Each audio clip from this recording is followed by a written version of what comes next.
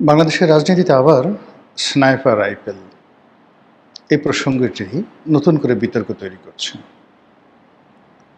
বিভিন্ন সামাজিক প্ল্যাটফর্মে যারা প্রভাবশালী বক্তা, তারা বিভিন্ন সভা সমিতি, সেমিনারে যারা বক্তব্য দিয়ে বেড়ান, তারা রাজনীতিতে এই মুহূর্তে যারা বিরোধী দলীয় আছেন, তারা দেশের বাইরে যারা কোনো অবস্থাতে জুলাই আগস্ট বিপ্লব এবং আওয়ামী লীগের যে পরাজয় বা পতন এটা মেনে নিতে পারেননি, তারা বারবার এই স্নাইপার রাইফেল এটি এখন সামনে আনার চেষ্টা করছেন। বিষয়টি খুবই স্পর্শকাতর, এজন্য আমি আকার ইঙ্গিতে কথা বলার চেষ্টা করব। প্রথমত হলো যে বাংলাদেশে যত অস্ত্র আসে, মানে অস্ত্র এবং গোলাবারুদ, সেটা পুলিশের জন্য হোক, আনসারের জন্য হোক, কিংবা সেনাবাহিনীর জন্য হোক, এটা নিয়ন্ত্রণ এবং তদারক করার একটা নির্দিষ্ট কমিটি আছে, একটি নির্দিষ্ট সংগঠন মানে রাষ্ট্রীয় বাহিনী আছে, মানে তারাই এই জিনিসগুলো করে থাকে। এমনকি পুলিশের যে অস্ত্র, পুলিশের যে আর্মস, অ্যামুনেশন, যা কিছু আর্মির আর্মুনেশন, সব কিছু একটা নির্দিষ্ট জায়গা থেকে নিয়ন্ত্রণ হয়।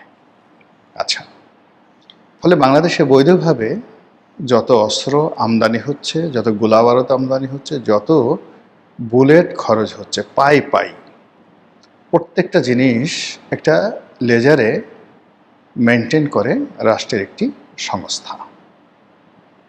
এটা আপনারা জেনে রাখুন। 2 নম্বর হলো যে স্নাইপার যে রাইফেলটি, এই রাইফেল অনেকটা সাবমেশিন গান প্রকৃতির, AK-47 যে খুব বিখ্যাত, এই ক্যাটাগরির রেঞ্জের, এই ক্যাটাগরির বা এই রেঞ্জের বহু দূর থেকে এটি অটোমেটিক গুলি ছুড়তে পারে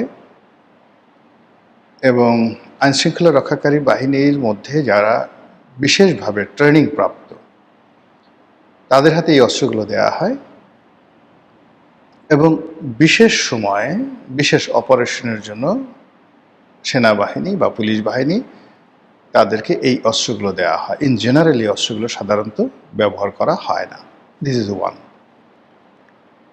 এই অস্ত্রের যে গুলি 7.65 বোরের গুলি, এটি সাধারণ কোনো রাইফেল, মেশিন গান, সাবমেশিন গান বা অন্য কোনো যে আগ্নেয় অস্ত্র আছে এই অস্ত্রের মতো নয়। এই স্নাইপার রাইফেল এবং এই রাইফেলের যে গুলি, এটির একটা বিশেষ কার্যকারিতা আছে।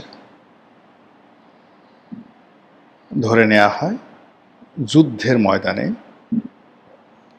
মানে যারা এই অস্ত্র ব্যবহার করেন সরকারের পক্ষ থেকে, এই যুদ্ধকে উপলক্ষ করে এই অস্ত্রগুলো, গোলাবারুদগুলো সেই কোত, যেটাকে বলা হয় অস্ত্রাগার, সেই কোত থেকে বের করা হয় যদি রাষ্ট্র সেটা ব্যবহার করে থাকে।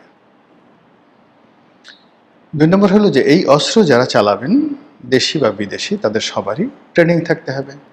এই অস্ত্র সবাই চালাতে পারে না আর সবসময় দেওয়া হয় না। এইগুলো এক। 2 নম্বর হলো সরকারি বাহিনীর বাইরে এই মানের বা এই ধরনের অস্ত্র অনেক সন্ত্রাসী সংগঠনের হাতে আছে।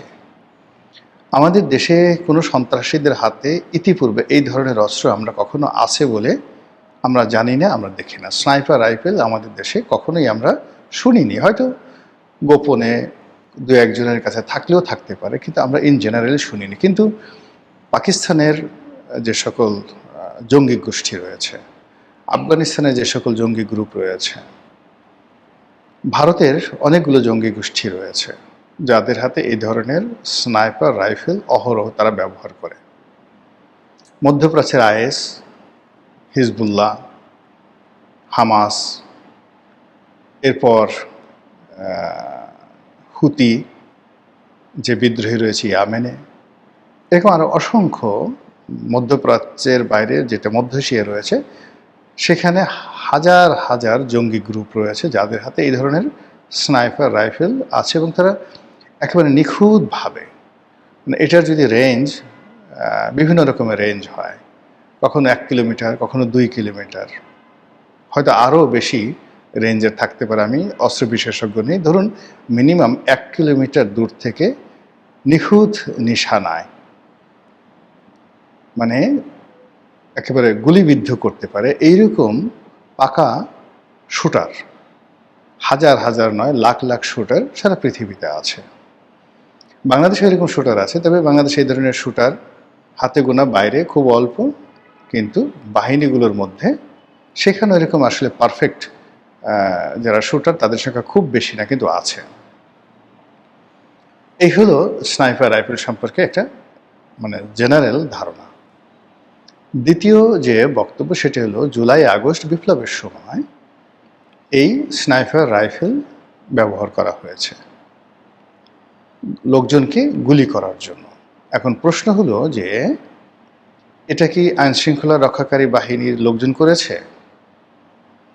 নাকি যারা রাজপথে বিপ্লবী ছিল তারা করেছে? এটা কি আওয়ামী লীগ করেছে, নাকি ছাত্রলীগ, যুবলীগ তারা করেছে সরকারি মদদে, রাষ্ট্রীয় মদদে? 3 নম্বর হলো এই কাজ করার জন্য কোনো দেশি শক্তি বা বিদেশি শক্তি, সেটা সরকারি হতে পারে অথবা বিরোধী দলীয় শক্তি হতে পারে, তো তারা কোনো বিদেশি শক্তিকে ভাড়া করে এনেছে কিনা। অর্থাৎ দেখা গেল যে আইএস থেকে এনেছে, আফগান থেকে এনেছে, পাকিস্তান থেকে এনেছে, বিভিন্ন দেশ থেকে তাদেরকে এই ধরনের অকারেন্স ঘটানোর জন্য এনেছে কিনা। আর এই অস্ত্রগুলো মানে যারা এই কাজ করেছে তারা নিয়ে এসেছিল কিনা, অথবা আমাদের দেশে এই অস্ত্র সরকারিভাবে যে আমদানি করা হয় সেখান থেকে এই অস্ত্রগুলো তাদেরকে দেওয়া হয়েছিল কিনা, এই প্রশ্নগুলো সামনে চলে আসছে এখন। এরপর হলো যে এই অস্ত্রগুলো এখন কোথায় আছে, আর যারা এই স্নাইপার রাইফেলগুলো চালিয়েছিলেন তারা কতদিন বাংলাদেশে ছিলেন, এখন আছেন কতজন, আর কতজন চলে গেছেন। এই রাইফেলের যে ট্রেনিং প্রাপ্ত শুটার যারা আছেন তাদের সংখ্যা কত, দিস ইজ এ কোশ্চেন। এই প্রশ্নগুলো এখন ঘুরে ঘুরে বেড়াচ্ছে, আর এই কোশ্চেনের সাথে নানা রকম কনস্পিরেসি থিওরি চলে আসছে। সেই 2014 সন থেকে যে সরকার পতনের যে আন্দোলন, এই আন্দোলনের সঙ্গে যে এই স্নাইপার রাইফেল এই গ্রুপ এবং এই শুটাররা জড়িত, এই কথাগুলো অহরহ নানাভাবে বলা হচ্ছে। এরপরে এই ক্ষেত্রে যে আত্মঘাতী কতগুলো বক্তব্য বা ঘটনা, সেটা হলো আমাদের ডক্টর মোহাম্মদ ইউনূসের জমানাতে স্বরাষ্ট্র উপদেষ্টা রূপে বা মন্ত্রীর দায়িত্বে যিনি ছিলেন ব্রিগেডিয়ার সাখাওয়াত, তার দুটো বক্তব্য। প্রথম বক্তব্য হলো যে তিনি যেটা বললেন যে তিনি এই আনসার সদস্যদেরকে দেখতে গিয়েছিলেন, তো সেখানে গিয়ে তিনি দেখতে পেলেন যে অনেক আনসার সদস্য আহত হয়েছেন স্নাইপার রাইফেলের 7.65 বোরের যে রাইফেল, সেই রাইফেলের বুলেট দ্বারা। তো তিনি খুব আশ্চর্য হয়ে বলেছেন যে হাউ ইট ইজ পসিবল, এইগুলো তো সাধারণ মানুষের কাছে থাকে না, পুলিশের কাছেও নাই, কার কাছে আছে? আইএসএসের কাছে আছে, বিদেশিদের কাছে আছে, আর্মির কাছে আছে। Who did it? এই জাস্ট প্রশ্ন করা শেষ, তার চাকরি শেষ। আচ্ছা, এরপরে দ্বিতীয় যে তিনি বোমা ফাটিয়েছেন একটা সাক্ষাৎকারে, সেটা হলো যে জুলাই আগস্ট বিপ্লব যখন চলছিল, আন্দোলন যখন চলছিল, তখন ক্যান্টনমেন্টের বাইরে যে সকল সাবেক সেনা কর্মকর্তাদের আবাসভূমি ছিল, যেমন Mirpur DOHS, Banani DOHS, Baridhara DOHS, তারপরে মহাখালী নিউ ডিওএইচএস, এই সমস্ত এলাকাতে যারা বসবাস করছিলেন এবং তাদের যে ক্লাবটা আছে রাওয়া ক্লাব, এখানে রীতিমতো যুদ্ধ অবস্থা বিরাজ করছিল। প্রতিদিন বেসামরিক লোকজন তো আন্দোলন করছে, আর যারা সাবেক সামরিক কর্মকর্তা তারা সিরিজ বৈঠক চালিয়ে যাচ্ছেন। তো এটা বাংলাদেশের জন্য ভয়ঙ্কর। এর কারণ হলো যে 75-এর যে 15ই আগস্টের ঘটনা, 7ই নভেম্বরের ঘটনা, এই সকল ঘটনা কিন্তু আসলে অবসরপ্রাপ্ত সামরিক কর্মকর্তারা ঘটিয়েছেন। যারা অনেক অবসরপ্রাপ্ত, যারা অনেকে সামরিক বাহিনী থেকে বহিষ্কৃত, তাদেরই একটা সংগঠন এই ঘটনাগুলো ঘটিয়েছে। এবং এর আগে যে কয়টি যাকে বলা হয় আমাদের দেশে সামরিক অভ্যুত্থান হয়েছে কিংবা ১/১১ হয়েছে, সেখানে সাবেক সামরিক কর্মকর্তাদের একটা বিরাট ভূমিকা আছে। ফলে ওই সময়টাতে সেই ডিওএসএসগুলোতে যাওয়া হচ্ছিল বা রাওয়াতে যাওয়া হচ্ছিল, সেটি নিয়ে আমরা সবাই খুব উদ্বিগ্ন ছিলাম এবং সবাই খুব আগ্রহী ছিলাম যে আসলে সেখানে কী হচ্ছে। তো আমরা যখন দেখলাম সাবেক সেনাপ্রধান ইকবাল করিম ভূঁইয়া তিনি মিছিল করছেন, তারপর রাওয়া ক্লাবের যিনি সভাপতি তিনি বৈঠক করছেন, ইত্যাদি ইত্যাদি নানা ঘটনা। তো ওই সময়টাতে মোটামুটি ক্যান্টনমেন্টের মধ্যে আবার ক্যান্টনমেন্টের যে এলাকা রয়েছে এরিয়াতে, সেখানেও কিন্তু অনেক সামরিক কর্মকর্তা বসবাস করেন নিজেরা বাড়ি করে, বেসামরিক কর্মকর্তাদের বাড়িও রয়েছেন এবং তারা সবাই ওই সময়টাতে উদ্বিগ্ন ছিলেন। তো ব্রিগেডিয়ার সাখাওয়াত তিনি বাংলাদেশের পরিচিত ব্যক্তিত্ব, সামরিক কর্মকর্তা, আগে উপদেষ্টা ছিলেন, নির্বাচন উপদেষ্টার আগেও তিনি ইলেকশন কমিশনার ছিলেন, লেখক, টেলিভিশন বক্তা, স্ট্রেট ফরওয়ার্ড, পরিচিত মুখ। তো তিনি সেই ওই বিপ্লবের সময় তিনি জাহাঙ্গীর গেট দিয়ে বের হচ্ছিলেন ক্যান্টনমেন্টের।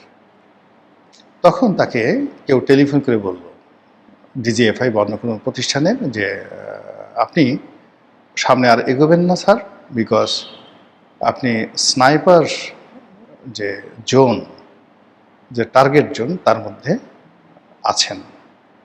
ফলে আপনি যে কোনো সময় সেই স্নাইপার গুলিতে আক্রান্ত হতে পারেন। ইট মিনস জাহাঙ্গীর গেটের ওই এলাকাতে যারা স্নাইপার রাইফেল নিয়ে ডিউটিরত ছিল, গোলাগুলি করছিল, তাদের সম্পর্কে কর্তৃপক্ষ ওয়াকিবহাল ছিল এবং সেই স্নাইপারের গুলিতে যেন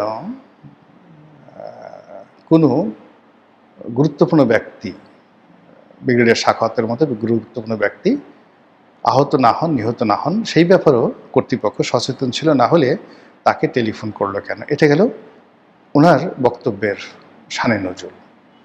এর বাইরে সেই অন্তর্বর্তীকালীন সরকারের আরেকজন প্রভাবশালী গুরুত্বপূর্ণ উপদেষ্টা আসিফ নজরুল, তিনি একই কথা বলেছেন। তিনি বলেছেন যে তার বাসায় ডিজিএফআইয়ের কর্মকর্তা পরিচয় দিয়ে জুলাই আগস্ট যে বিপ্লব চূড়ান্ত, মানে 5 তারিখের আরও 7-8 দিন আগে, তাহলে ধরুন 5ই আগস্ট, জুন, জুলাইয়ের সেই 25-26 তারিখে তার বাসায় একজন লোক বলে যে আপনি বাসায় থাকবেন না, বের হবেন না, আপনি স্নাইপারদের টার্গেটের মধ্যে আছেন, স্নাইপার আপনাকে খুঁজছে, গুলি করবে। তাহলে এখানে দেখুন আপনি এলোমেলো হয়ে যাবেন এই কথাগুলোতে, যে এই ডিজিএফআই এটা জানলো কী করে তারা স্নাইপারদের টার্গেট আছে, হু আর দ্য স্নাইপার, কারা, আর আসিফ নজরুল কেন টার্গেটের মধ্যে পড়বেন, আর ব্রিগেডিয়ার সাখাওয়াত কেন সেদিন সেখানে বের হয়েছিলেন জাহাঙ্গীর গেটের ওই জায়গা দিয়ে।